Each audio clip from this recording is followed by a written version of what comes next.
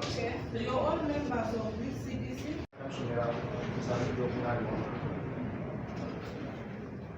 Amanya kuitwa Siri Dareka Aaron ni profesa ya Bishop Abalala mwaka 2018 na mwaka 2019 district Mbale ndio kwa senti za Uganda milioni 25 ndio na 75.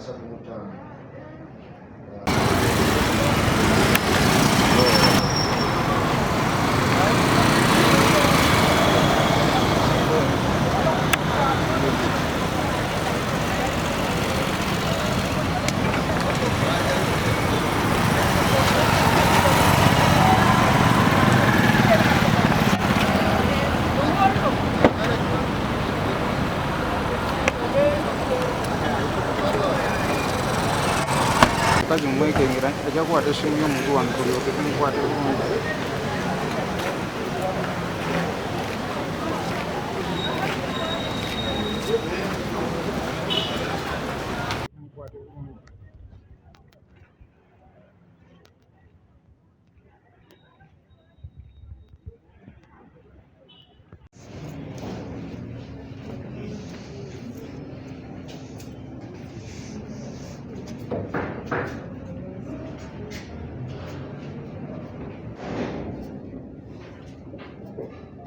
Uganda versus Siri Dareka Aaron.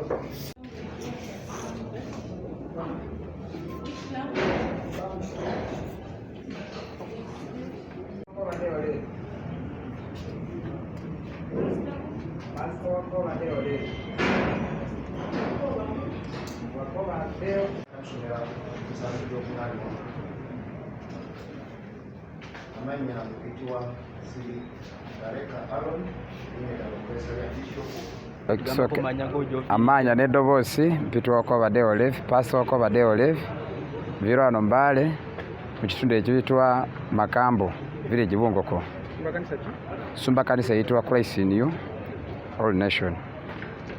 Gwali mwaka 2018 nawabeera omusajja gye bayita Bishop oba muweereza wa Katonda eyeeyita Bishop n'ajja wano mu Mbale n'atukunga abasumba twali 115 ng'atuyita mu hoteli eyitibwa 100. Yajja n'amawulire ng'agamba amawulire malungi era bituufu gaali malungi.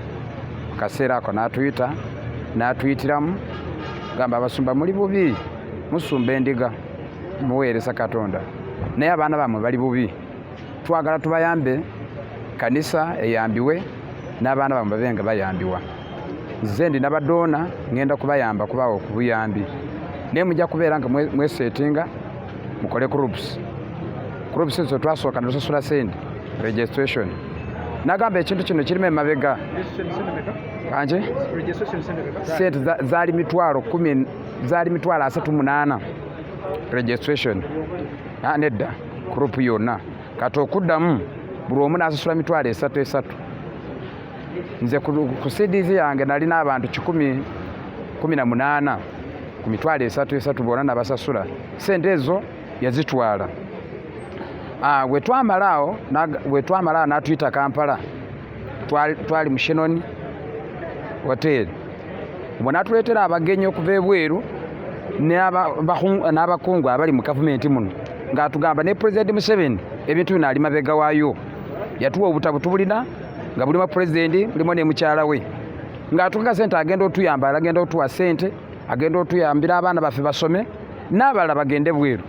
Ekyatutamya ddala n'atukozesa ne kaadi zino. Kaadi eno twagigulanga kaadi emu twagigulanga mitwalo 15.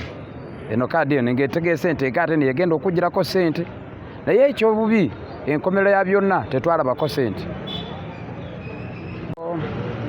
miliyoni 25 nze yatwala mu bumpi bw'enkata zonna kuba waliyo ebitongole byalimu emirundi nga 3 waliyo IFC nawabeerawo PESA nawabeerawo SESA nawabeerawo membership nawabeerawo yali atudise sente ezo lwakuba ffe nga basumba kanisa zamenyewa lw'abantu batuyita abafere twababba sente naye nga amazima sente tetwazitwala sente twakuŋŋaanya omusajja ono n'agenda ne sente zonna naye obuyambi bwe ife omulimu gwaffe twamala nga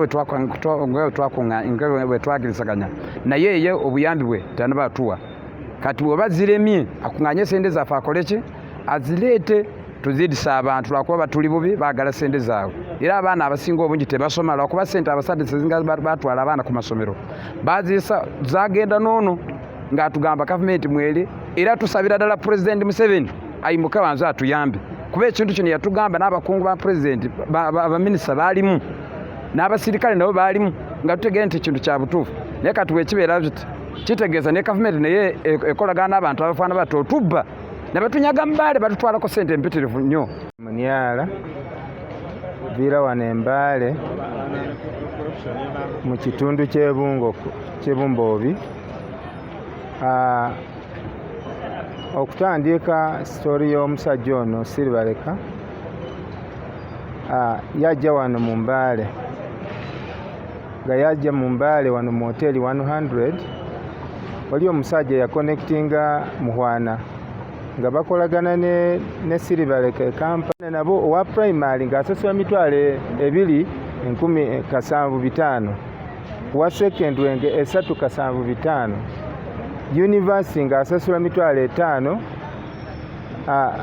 nga naye asasula $5,000 ng'abaana abo bonna bali kusasula registration yaabwe ng'abaana kati olwatuuka n'akyusako ate akalala n'agamba nti kati abaana abaagala obuyambi obuneneko bagenda kufuna sponsorship okuva bweru Canada, USA abantu ne basasula sente ne basasula mu $38 nga ze $100 mu kaseera ako abalala ne basasula $15,000 18 ng'agamba nti ayo abasasula afuna half pasare. Abaana bonna baali baana bameka? Abaana bonna be twakungaanya mu gundi mu region abaana abo baaliko baana bangi twalina abaana nga 8 n'ekintu si batono. Kuva mu district nga meka? District twali Mbale district, Sirongo district, Manafa district, Namisindwa district. Abo bonna n'abalirwana wano Palisa nga nabo bajja eno ku office. N'abalala baabangako 10 ne Soroti abatonotono ne bajja Mbale. Kati abaana abo sente zebasoloosa ffenna mu Mbale mbadde twagala $3.9 million.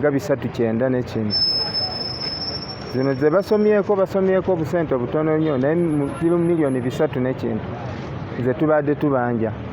Tulina gundi twagenda mu banka ne tusindika sente ezo twali tumuwa nga tuyita mu banka Equity Bank, Baroda Bank, Mobile Money, MTN, era twagenda ne tujjayo printouts zonna nzirina.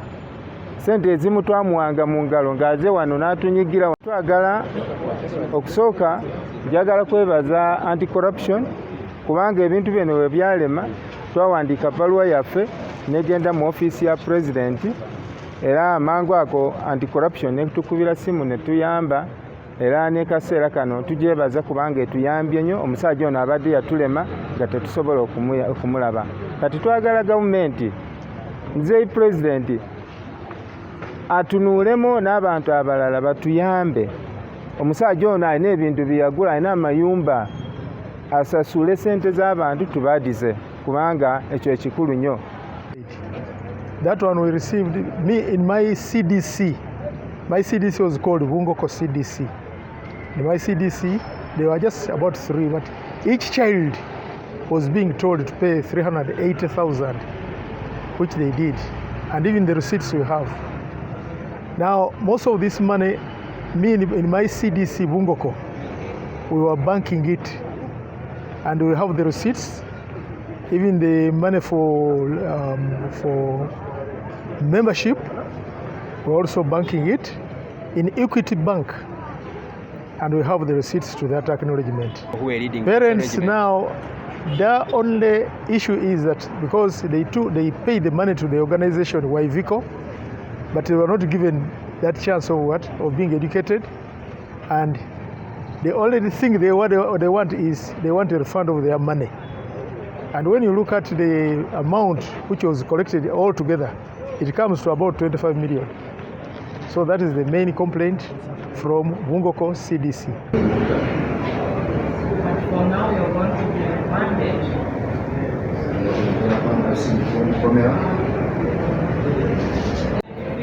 September, this person remanded until then.